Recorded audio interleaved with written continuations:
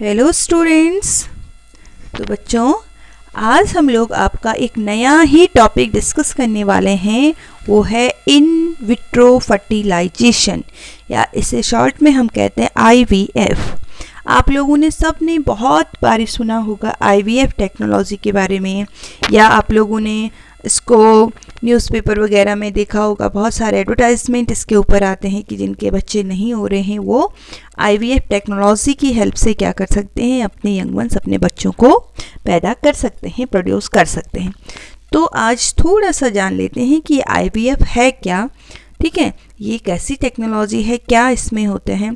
देखो बेटा, कुछ ऐसी वुमेन्स होती हैं जिनका जो फैलोपियन ट्यूब है, या जिसे हम ओविडक्ट कह रहे थे, वो क्या हो जाती हैं, ब्लॉक्ड हो जाती हैं।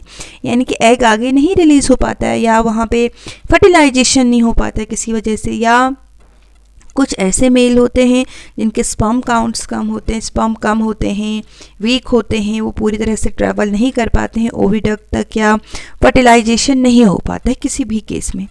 तो उनके लिए ये जो टेक्नोलॉजी है ये एक वरदान है ना, या हम कह सकते हैं एक तरह से आशीर्वाद है उनके लिए कि इसकी हेल्प से वो क्या कर सकते हैं, अपनी प्रोगेनी को, अपने यंग वंस को प्रोड्यूस कर सकते हैं। तो थोड़ा सा इसका इंट्रोडक्शन देख लेते हैं किस तरह से है और क्या इस टेक्निक में होता है।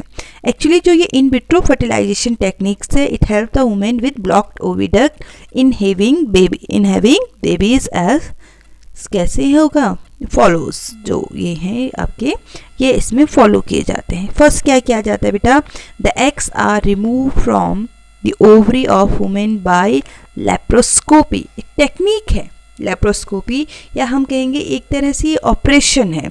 In this operation small cut is made in the side of the women's abdomen and an optical fibre tube is inserted into her body so that the doctor can see the ovary and take out the tiny eggs। जैसे आप यहाँ पे देख रहे हैं, क्या किया जाता है बेटा, एक फाइबर जो है, ऑप्टिकल फाइबर इंसर्ट की जाती है वुमेन्स एब्डोमेन में, और वहाँ से ये देखिए आप, ये ओवरी है, फीमेल की ओवरी है, इसमें आप देख रहे हैं बहुत सारे एग्स हैं, छोटे छोटे, है कि नहीं।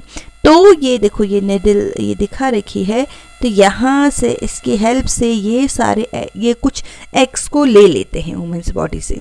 ठीक है, ये एग लेने के बाद क्या होगा, जो उसका हस्बैंड होगा, the women's husband provide the sperm in the form of semen. अब ये सीमेन क्या है, ये हम लोगों ने जब मेल रिप्रोडक्टिव सिस्टम पढ़ा था तब ये डिस्कस किया था।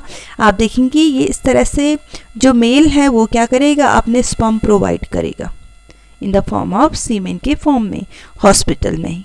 ठीक है, एंड देन ये जो एग हैं और जो ये स्पर्म्स हैं, इनका फ्यूजन होता है। The sperms are mix with eggs in a glass dish. इनको मिक्स किया जाता है बेटा, ठीक है, और ग्लास टेस्ट ट्यूब हम कह सकते हैं, टू कैरी आउट फर्टिलाइजेशन।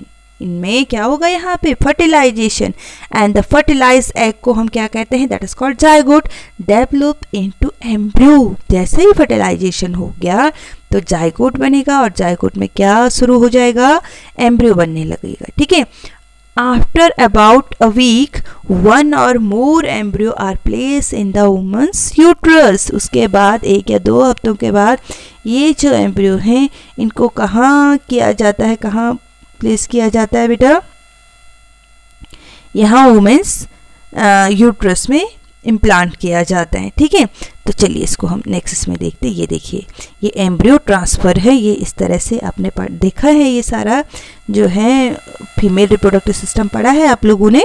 तो ये वाला जो पोर्शन है आप देख रहे हैं, ये यूट्रस का पोर्शन है, और यहाँ पे आप देख रहे हैं एम्ब्रियो को इम्प्लांट कर दिया गया है। ठीक है, द स्पर्म्स, ये स्पर्म मिक्स करने के बाद ये एम्ब्रियो जो है इसको यहाँ पे प्लांट कर दिया जाता है। ठीक है, आप तो ऐसा जो बेबी है ये अब ये यहाँ डेवलप होगा, एम्ब्रियो डेवलप होगा, फीटस फॉर्म होगा, और फिर मदर, वैसे ही नेचुरली बच्चा ये उन्हीं का होगा, क्योंकि एग भी इसी मदर का है और स्पर्म भी उसके फादर का। बस ये है फर्टिलाइजेशन यहाँ पे इंटरनल ना हो के एक्सटर्नल हो गया, यानी कि अदरवाइज़ आप लोगों ने पढ़ा है कि जो मेल बॉडी, जो फीमेल बॉडी है उसके अंदर ही फर्टिलाइजेशन होता है, ये सब पढ़ा है आप लोगों ने।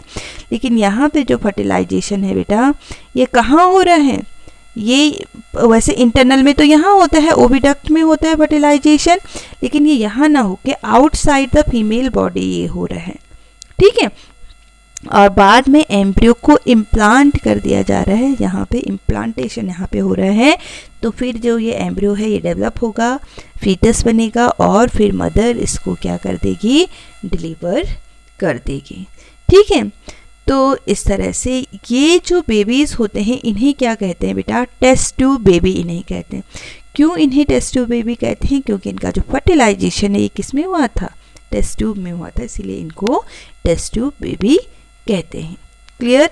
अदरवाइज सारे जो प्रोसेस है इसमें सब वैसी होती है, ऐसे ये एम्ब्रियो भी अपनी मदर बॉडी से जो है न्यूट्रिशन लेता है। इसी तरह से मदर 9 मंथ इसको अपने क्या रखती है?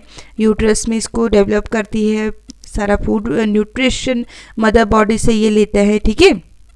बस ये है कि फर्टिलाइजेशन मदर बॉडी के बाहर होता है। और ये सारी जो टेक्निक है, प्रोसेस है, ये कहाँ पे की जाती है? फर्टिलाइजेशन वगैरह की ये लेबोरेटरी में, यहाँ हम कहेंगे किसी डॉक्टर के ऑब्जर्वेशन में इसको किया जाता है।